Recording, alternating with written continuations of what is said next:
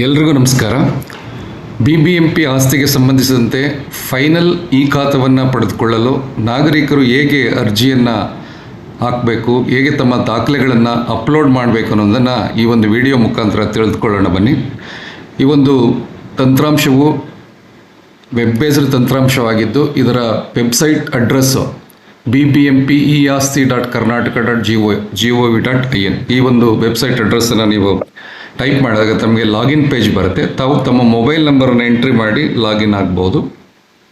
ತಮ್ಮ ಮೊಬೈಲ್ ನಂಬರನ್ನು ಎಂಟ್ರಿ ಮಾಡಿ ಗೆಟ್ ಒ ಟಿ ಪಿ ಪಡೆಯಿರಿ ಮೇಲೆ ಕ್ಲಿಕ್ ಮಾಡಿದಾಗ ತಮ್ಮ ಈ ನಂಬರ್ಗೆ OTP ಬರುತ್ತೆ. ಸೊ OTP ಅನ್ನು ಎಂಟ್ರಿ ಮಾಡಿ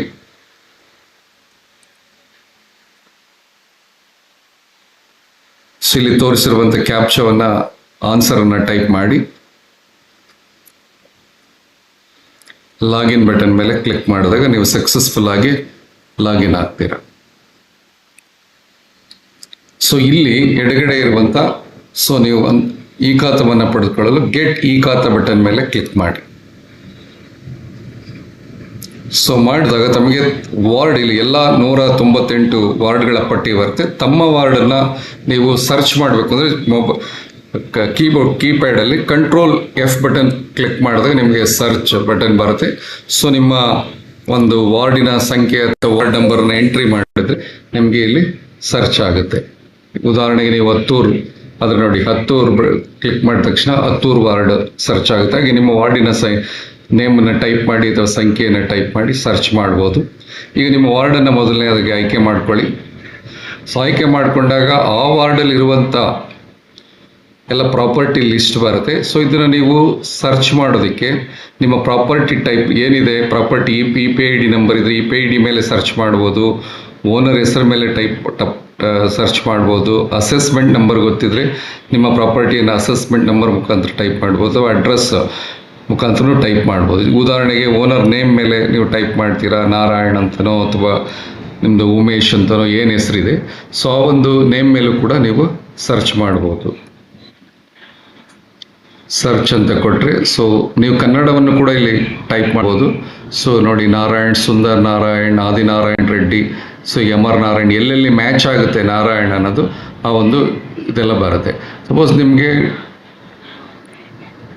ಅಸೆಸ್ಮೆಂಟ್ ನಂಬರೇ ಗೊತ್ತಿದೆ ಅಂದರೆ ಸೊ ಅಸೆಸ್ಮೆಂಟ್ ನಂಬರನ್ನು ನೀವು ಇಲ್ಲಿ ಟೈಪ್ ಮಾಡಿ ನೇರ ಅದನ್ನೇ ಸರ್ಚ್.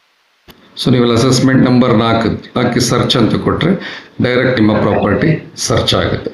ಸೊ ಹೀಗೆ ಕರೆಕ್ಟ್ ನೇಮ್ ಮೇಲಾದರೂ ಸರ್ಚ್ ಮಾಡ್ಬೋದು, ಅಸೆಸ್ಮೆಂಟ್ ಮೇಲೆ ಸರ್ಚ್ ಮಾಡ್ಬೋದು. ಸೊ ಸರ್ಚ್ ಮಾಡಿದ್ರೆ ನಿಮ್ಮ ಪ್ರಾಪರ್ಟಿಲಿ ಲಿಸ್ಟ್ ಔಟ್ ಆಗುತ್ತೆ. ಇಲ್ಲಿ ನೀವು ಸಬ್ಮಿಟ್ ಇನ್ಫಾರ್ಮೇಷನ್ ಫಾರ್ ಫೈನಲ್ ಖಾತಾ ನೋಡಿ, ನೀವು ಇಲ್ಲಿ ಡ್ರಾಫ್ಟ್ ಖಾತವನ್ನು ಕೂಡ ನೀವು ಡೌನ್ಲೋಡ್ ಮಾಡ್ಕೋಬೋದು ಬೇಕಾದ್ರೆ. ಈಗಾಗಲೇ BBMP ಟ್ಯಾಕ್ಸ್ ರಿಜಿಸ್ಟರ್ ಏನು ಅವೈಲಬಿಲಿಟಿ ಇದೆ ಆ ಮಾಹಿತಿ ಮೇಲೆ ಡ್ರಾಫ್ಟ್ ಖಾತವನ್ನು ರೆಡಿ ಮಾಡಲಾಗಿದೆ. ಅದನ್ನು ನೀವು ಮೇಲೆ ಕ್ಲಿಕ್ ಮಾಡಿದರೆ ನೀವು ಡೌನ್ಲೋಡ್ ಮಾಡ್ಕೋಬೋದು, ಪ್ರಿಂಟ್ ತೊಗೋಬೋದು. ಸೊ ನೋಡಿ, ಇಲ್ಲಿ ಡ್ರಾಫ್ಟ್ ಖಾತೆ ಬರುತ್ತೆ. ಸೊ ಇದನ್ನು ನೀವು ಡೌನ್ಲೋಡ್ ಮಾಡಿಕೊಂಡು ಪ್ರಿಂಟ್ ತೊಗೋಬೋದು.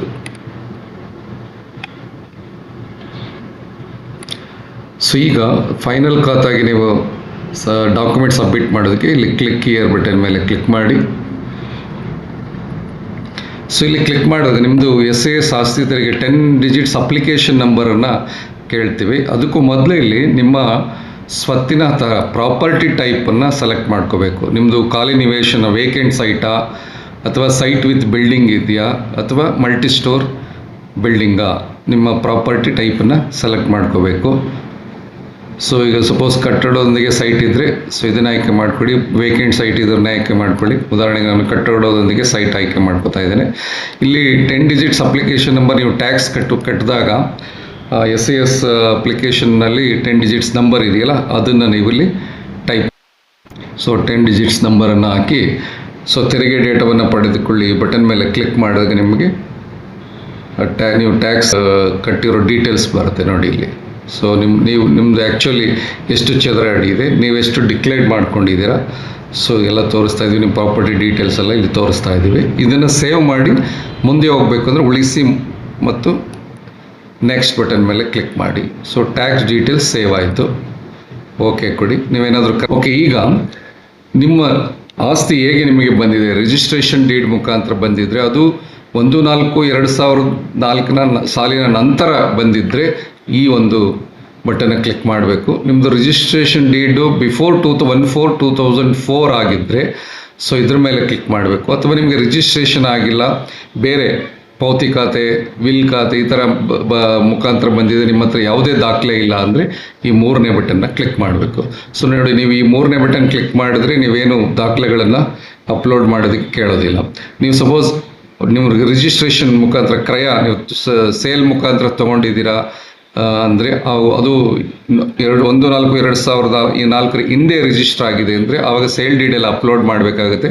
ಸೊ ಈ ಬಟನ್ನ ತೊಗೊಂಡು ನೀವು ಸೊ ಯಾವ ಥರ ನಿಮಗೆ ಸೇಲ್ ಡೀಡಾ ಅಥವಾ ಗಿಫ್ಟ್ ಡೀಡಾ ಅಥವಾ ಸೆಟಲ್ಮೆಂಟ್ ಡೀಡಾ, ಸೊ ಟೈಪ್ ಆಫ್ ಡೀಡನ್ನ ಆಯ್ಕೆ ಮಾಡಿಕೊಂಡು ಆ ಒಂದು ಸೇಲ್ ಡೀಡ್ನೆಲ್ಲ ಇಲ್ಲಿ ಯಾವತ್ತು ಸೇಲ್ ಡೀಡ್ ಆಗಿದೆ ಆ ಸೇಲ್ ಡೀಡ್ ನೀವು ಸ್ಕ್ಯಾನ್ ಮಾಡಿ ಅಪ್ಲೋಡ್ ಮಾಡಬೇಕು. ಮತ್ತು ನಿಮ್ಮ ಒಂದು ರಿಜಿಸ್ಟ್ರೇಷನ್ ನಂಬರ್, ನೋಂದಣಿ ಸಂಖ್ಯೆಯನ್ನು ಇಲ್ಲಿ ಎಂಟ್ರಿ ಮಾಡಬೇಕು.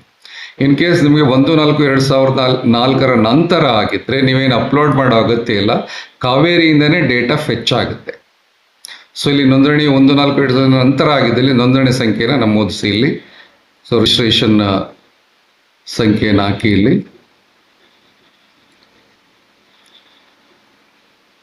ಹಾಕಿ ಇಲ್ಲಿ ಕಾವೇರಿ ಡಾಕ್ಯುಮೆಂಟ್ ಡೇಟಾವನ್ನು ಪಡೆಯಿರಿ. ಅಂದರೆ ಕಾವೇರಿ ಅಂದರೆ ರಿಜಿಸ್ಟ್ರೇಷನ್ ಡಿಪಾರ್ಟ್ಮೆಂಟಿಂದ ಡೇಟಾವನ್ನು ಪಡೆಯಿರಿ. ಆನ್ಲೈನಲ್ಲಿ ನಿಮಗೆ ಡೇಟಾ ಫೆಚ್ ಆಗುತ್ತೆ ನಿಮಗೆ. ಸೊ ನೋಡಿ, 1/4/2004 ನಂತರ ಆಗಿದ್ರೆ ಮಾತ್ರ. ಸೊ ನೋಡಿ, ಇಲ್ಲಿ ಎಂಟೈರ್ ರಿಜಿಸ್ಟ್ರೇಷನ್ ಡೀಡ್ ಡೇಟಾ ನಿಮ್ಮಲ್ಲಿ ಫೆಚ್ ಆಯಿತು. ಎಷ್ಟು ನೀವು ಆಸ್ತಿ ನಿಮ್ಮದು ಮೆಜರ್ಮೆಂಟ್ ಎಷ್ಟಿದೆ ಅದು ಕೂಡ ಇಲ್ಲಿ ಬರ್ತಾ ಇದೆ. ಅದು ಯೂನಿಟ್ ಚದರ ಅಡಿನ ಚದರ ಮೀಟ್ರ ಅದನ್ನು ಕ್ಲಿಕ್ ಮಾಡಬೇಕು. 1200 ಅಂದರೆ ಸ್ಕ್ವೇರ್ ಫೀಟ್ ಆಗಿದ್ರೆ ಸ್ಕ್ವೇರ್ ಫೀಟ್ ಕ್ಲಿಕ್ ಮಾಡಿ. ಸೊ ಇದು ಸ್ಕ್ವೇರ್ ಮೀಟ್ರಲ್ಲಿ ನಿಮಗೆ ಇಲ್ಲಿ ಕನ್ವರ್ಟ್ ಮಾಡಿ ಸಾಫ್ಟ್ವೇರಲ್ಲಿ ತೋರಿಸಲಾಗುತ್ತೆ ಹೆಚ್ಚಾಗಿದೆ. ಸೊ ಇಲ್ಲಿ ನೋಡಿ, ನಿಮ್ಮದು ಇದು 1200 ಸ್ಕ್ವೇರ್ ಫೀಟಾ ಸ್ಕ್ವೇರ್ ಮೀಟರ್ ಕರೆಕ್ಟಾಗಿ ಕ್ಲಿಕ್ ಮಾಡಿ. ನೀವು 1200 ಸ್ಕ್ವೇರ್ ಫೀಟ್ ಇದ್ದು ಸ್ಕ್ವೇರ್ ಮೀಟರ್ ಕ್ಲಿಕ್ ಮಾಡಿದ್ರೆ ಇಲ್ಲಿ ವ್ಯಾಲ್ಯೂ ಮತ್ತೆ ಅದಕ್ಕೆ ಸ್ಕ್ವೇರ್ ಮೀಟರ್ ಕ್ಯಾಲ್ಕುಲೇಟ್ ಆಗಿ ಇಲ್ಲಿ ಸ್ಕ್ವೇರ್ ಫೀಟ್ ಜಾಸ್ತಿ ಬಂದ್ಬಿಡುತ್ತೆ. ನಿಮ್ಮದು ನೋಡಿ, ನಿಮ್ಮದು 1200 ಸ್ಕ್ವೇರ್ ಫೀಟ್ ಇದ್ದು ನೀವು ಸ್ಕ್ವೇರ್ ಫೀಟ್ ಬದಲು ಸ್ಕ್ವೇರ್ ಮೀಟರ್ ತೊಗೊಂಡ್ರೆ ನಿಮಗೆ ಸ್ಕ್ವೇರ್ ಫೀಟ್ ವ್ಯಾಲ್ಯೂ 12,916 ಬಂದ್ಬಿಡುತ್ತೆ. ಹಾಗಾಗಿ ನೀವು ಕರೆಕ್ಟಾಗಿ ಚದರ ಅಡಿಯನ್ನು ಆಯ್ಕೆ ಮಾಡ್ಕೋಬೇಕು. ಓಕೆ, ನೆಕ್ಸ್ಟ್ ಬಟನ್ ಮುಂದುವರಿಯಿರಿ ಬಟನ್ ಮೇಲೆ ಕ್ಲಿಕ್ ಮಾಡಿ. ಸೊ ನೋಡಿ, ಇಲ್ಲಿ ಎಷ್ಟು ಆ ಸೇಲ್ ಡೀಡಲ್ಲಿ ಎಷ್ಟು ಜನ ಇದ್ದಾರೆ ಅಷ್ಟು ಜನ ಇಲ್ಲಿ ಬರುತ್ತೆ. ಇದಕ್ಕೆ KYC ಅನ್ನು ಕಡ್ಡಾಯವಾಗಿ ಮಾಡಬೇಕು. ಎಷ್ಟು ಜನ ಮಲ್ಟಿಪಲ್ ಓನರ್ಸ್ ಇದ್ದರೆ, ಜಾಯಿಂಟ್ ಓನರ್ಸ್ ಇದ್ದರೆ ಪ್ರತಿಯೊಬ್ಬರಿಗೂ ಕೂಡ KYCಯನ್ನು ಮಾಡಬೇಕಾಗುತ್ತೆ. ಸೊ ವೆರಿಫೈ KYC ಬಟನ್ ಮೇಲೆ ಕ್ಲಿಕ್ ಮಾಡಿ. ಸೊ ಈಗ ನಿಮ್ಮ ಆಧಾರ್ ಸಂಖ್ಯೆಯನ್ನು ಇಲ್ಲಿ ಹಾಕಬೇಕಾಗುತ್ತೆ.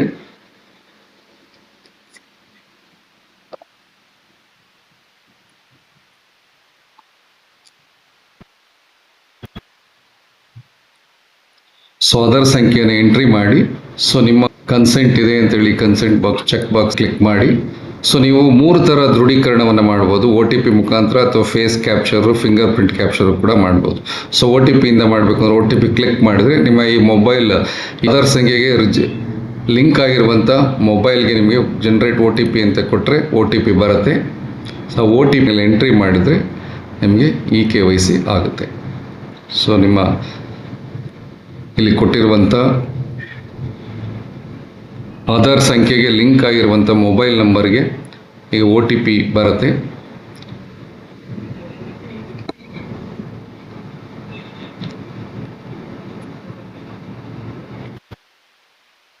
OTPಯನ್ನು ಎಂಟ್ರಿ ಮಾಡಿ ಸಲ್ಲಿಸು ಬಟನ್ ಮೇಲೆ ಕ್ಲಿಕ್ ಮಾಡಿ. ಸೊ ಅದು ವೆರಿಫೈ ಆದರೆ ಸಕ್ಸಸ್ಫುಲಿ ವೆರಿಫೈ ಆಗಿ KYC ಆಗುತ್ತೆ.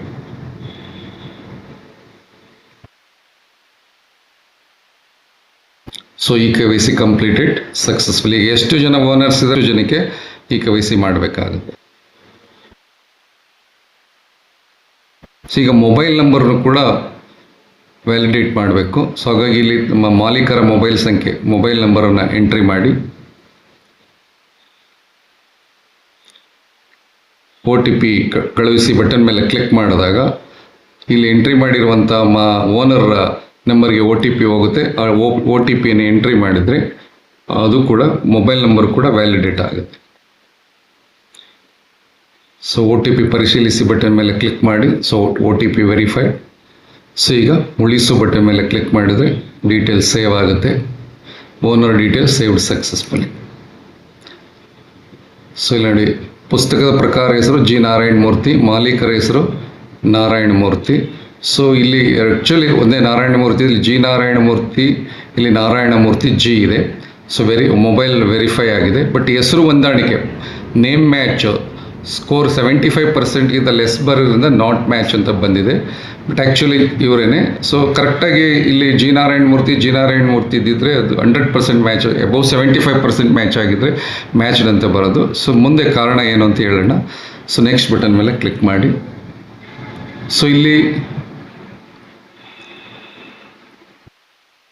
ಏನಾದರೂ I want to add an additional owner and go for mutation, ಏನಾದರೂ ಬೇರೆ ಮಿಟೇಷನ್ ಆಗಿಲ್ಲ ಅಂತಿದ್ರೆ,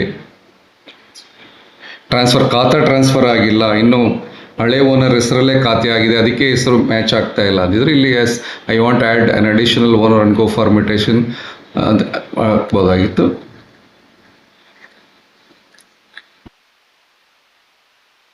ಅಥವಾ no I do not want to add an additional owner ಬೇಕಾದರೂ ಕ್ಲಿಕ್ ಮಾಡ್ಬೋದು. ಸೊ ಇಲ್ಲ ಬೇಕಾಗಿಲ್ಲ ಅಂದರೆ ನಾವು ಹಾಗೆ ಮುಂದುವರಿಯೋಣ.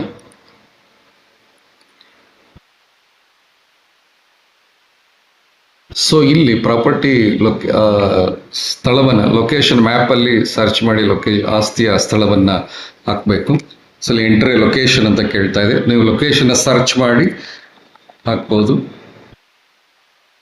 ಸೊ ಅಡ್ರೆಸ್ಸನ್ನು ಟೈಪ್ ಮಾಡಿದ್ರೆ ಇಲ್ಲಿ ಗೂಗಲ್ ಮ್ಯಾಪಲ್ಲಿ ಲೊಕೇಟ್ ಆಗುತ್ತೆ, ಲ್ಯಾಟಿಟ್ಯೂಡ್ ಲ್ಯಾಂಗಿಟ್ಯೂಡ್ ಸರ್ಚ್ ಆಗುತ್ತೆ. ಇನ್ ಕೇಸ್ ನೀವು ಆಲ್ರೆಡಿ ನಿಮ್ಮ ಹತ್ರ ಲೊಕೇಶನ್ದು ಲ್ಯಾಂಗಿಟ್ಯೂಡ್ ಆ್ಯಂಡ್ ಲ್ಯಾಟಿಟ್ಯೂಡ್ ಇದ್ದರೆ ನೀವು ಅಲ್ಲಿ ಟೈಪ್ ಮಾಡ್ಬೋದು. ಹೀಗೆ ನಿಮ್ಮ ಮ್ಯಾಪಲ್ಲಿ ನಿಮ್ಮ ಪ್ರಾಪರ್ಟಿಯನ್ನು ಸರ್ಚ್ ಮಾಡಿ ಸೆಲೆಕ್ಟ್ ಮಾಡ್ಬೋದು. ಸೊ ನಿಮ್ಮ ನಿವೇಶನದ ಸಂಖ್ಯೆಯನ್ನು ಎಂಟ್ರಿ ಮಾಡಿ, ಕಟ್ಟಡ ಅಥವಾ ಭೂಮಿ ಹೆಸರನ್ನು ಎಂಟ್ರಿ ಮಾಡಿ,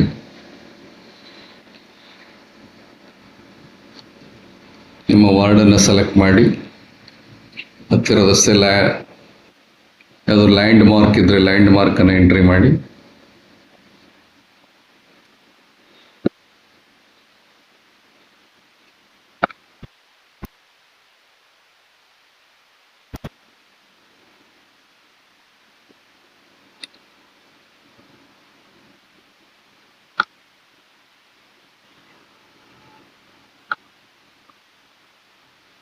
ಸೊ ಪಿನ್ ಕೋಡನ್ನು ಹಾಕಿ. ಸೊ ನೋಡಿ, ಇಲ್ಲಿ ನೀವು ಸರ್ಚ್ ಮಾಡಿರೋದ್ರಿಂದ ಲೊಕೇಶನ್ ಸರ್ಚ್ ಮಾಡಿರೋದ್ರಿಂದ ಲ್ಯಾಟಿಟ್ಯೂಡ್ ಲ್ಯಾಂಗಿಟ್ಯೂಡ್ ಸೆಲೆಕ್ಟ್ ಆಗಿದೆ. ಇಲ್ಲಿ ನಿಮ್ಮ ಆಸ್ತಿಯ ಛಾಯಾಚಿತ್ರವನ್ನು ನೀವು ಬ್ರೌಸ್ ಮಾಡಿ ಅಪ್ಲೋಡ್ ಮಾಡಬೇಕು. ಇದು ಗರಿಷ್ಠ 500 KB ಇರಬೇಕು, JPG ಅಥವಾ JPEG ಇರಬೇಕು. ಸೊ ನೀವೆಲ್ಲಿ ಸ್ಕ್ಯಾನ್ ಮಾಡಿ ಇಟ್ಕೊಂಡಿದ್ದೀರಾ ಅದನ್ನು ಸರ್ಚ್ ಮಾಡಿ ಅಪ್ಲೋಡ್ ಮಾಡಿ.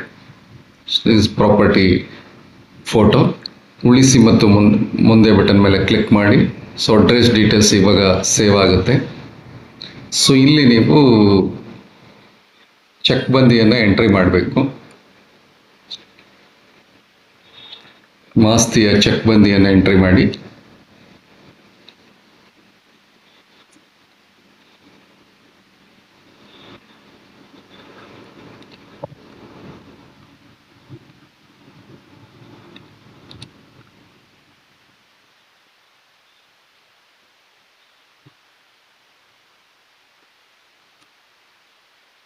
ಸೇವ್ ಮಾಡಿ, ಉಳಿಸು ಬಟನ್ ಮೇಲೆ ಕ್ಲಿಕ್ ಮಾಡಿ. ಸೊ ಚೆಕ್ ಬಂದಿ ವಿವರಗಳು ಸೇವ್ ಆಗುತ್ತೆ. ಇವಾಗ ಇಲ್ಲಿ ಆಸ್ತಿ ಅಳತೆ ಎಂಟ್ರಿ ಮಾಡಬೇಕು. ನೀವು ಮಾಡಿಫೈ ಬಟನ್ ಮೇಲೆ ಕ್ಲಿಕ್ ಮಾಡಿ. ಸೊ ಉತ್ತರ ದಕ್ಷಿಣ ಎಷ್ಟಿದೆ, ಪೂರ್ವ ಪಶ್ಚಿಮ ಎಷ್ಟಿದೆ ಅದನ್ನು ಎಂಟ್ರಿ ಮಾಡಬೇಕು. ಇನ್ ಕೇಸ್ ಅಸಮ ನಿವೇಶನ ಆದರೆ, ಮೂಲೆ ನಿವೇಶನಗಳು ಆಗಿದ್ದರೆ ಹೌದು ಅಂತ ಎಂಟ್ರಿ ಮಾಡಿ. ಎಷ್ಟು ಬದಿಗಳಿದೆ ಟ್ರಯಾಂಗಲ್ ಇದ್ದರೆ 3. ಸೊ ಎಷ್ಟು ಲೈನ್ಸ್ ಇದೆ, ಎಷ್ಟು ಲೈನ್ಸ್ ಪಾಲಿಗನ್ಸಲ್ಲಿ ಎಷ್ಟು ಲೈನ್ಸ್ ಇದೆ ಅಷ್ಟು ತೊಗೊಂಡು ಅಷ್ಟದ್ದು ನೀವು ಸಂಖ್ಯೆಯನ್ನು ಎಂಟ್ರಿ ಮಾಡಬೇಕು. ಮೆಜರ್ಮೆಂಟ್ ಎಷ್ಟಿದೆ ಅಷ್ಟನ್ನು ತಗೋಬೇಕು. ಇನ್ ಕೇಸ್ ಇಲ್ಲ ಸಮ ನಿವೇಶನ ಅಂದರೆ ಅವಾಗ ನೀವು ಇಲ್ಲ ಅಂತ ಬೈ ಡಿಫಾಲ್ಟ್ ಇಲ್ಲ ಇರುತ್ತೆ. ಈಗ ಉತ್ತರ ದಕ್ಷಿಣ ಎಷ್ಟಿದೆ, ಪೂರ್ವ ಪಶ್ಚಿಮ ಎಷ್ಟಿದೆ ಅದನ್ನು ಎಂಟ್ರಿ ಮಾಡಬೇಕು. ಸೊ ಎಂಟ್ರಿ ಮಾಡಿ ಸೇವ್ ಮಾಡಿ.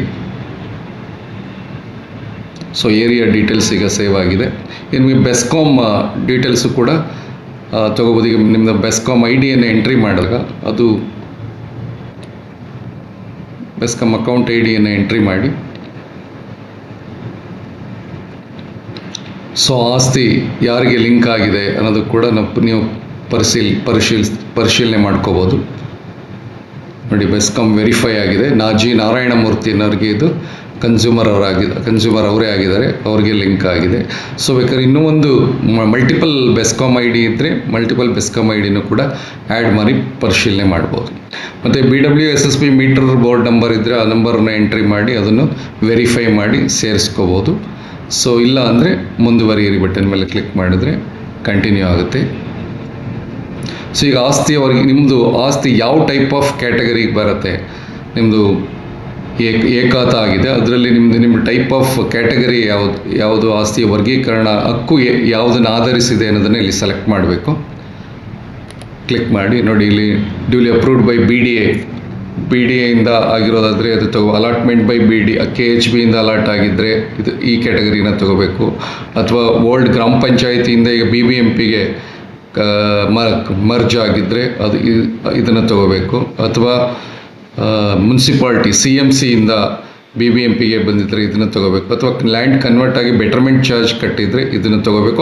ನೀವು ಯಾವುದೇ ಕ್ಯಾಟಗರಿಯನ್ನು ತೊಗೊಂಡ್ರು ಆ ಸಂಬಂಧಪಟ್ಟ ದಾಖಲೆಗಳನ್ನು ಅಪ್ಲೋಡ್ ಮಾಡಬೇಕು. ಉದಾಹರಣೆ, ನೀವು converted land with betterment pad, ಈ ಕ್ಯಾಟಗರಿ ಆಫ್ ಹಕ್ಕು ನಿಮಗೆ ಈ ಥರ ಬಂದಿದ್ದರೆ ಅದನ್ನು ತೊಗೊಂಡಾಗ ಸೊ ಇದ್ರದ್ದು ನೀವು ಉಳಿಸು ಮಾಡಿ,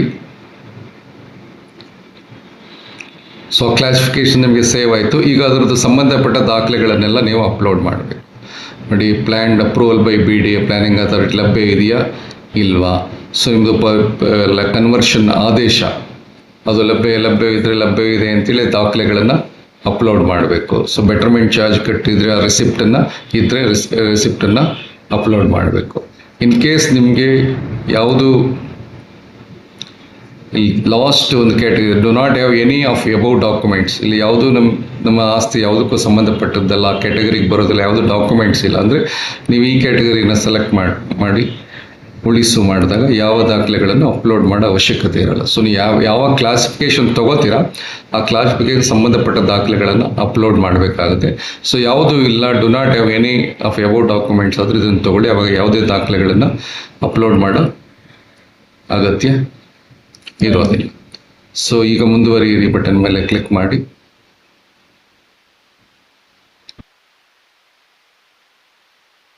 ಸೊ ನೋಡಿ, ಇಲ್ಲಿ KYC ಪೂರ್ಣಗೊಳಿಸಿದ ಮಾಲೀಕರು ಯಾರಿದ್ದಾರೆ, ಮಾಲೀಕರ ಹೆಸರು ಮತ್ತು ಪುಸ್ತಕ ಪ್ರಕಾರ ಏನು ಹೆಸರಿದೆ, ಇದು ಹೆಸರು ಹೊಂದಾಣಿಕೆ ಆಗ್ತಾ ಇಲ್ಲ ಅಂತ ಬರುತ್ತೆ. ಯಾಕೆಂದರೆ ಇಲ್ಲಿ ನಾರಾಯಣಮೂರ್ತಿ ಜಿ ಇದೆ, ನಾರಾಯಣಮೂರ್ತಿ.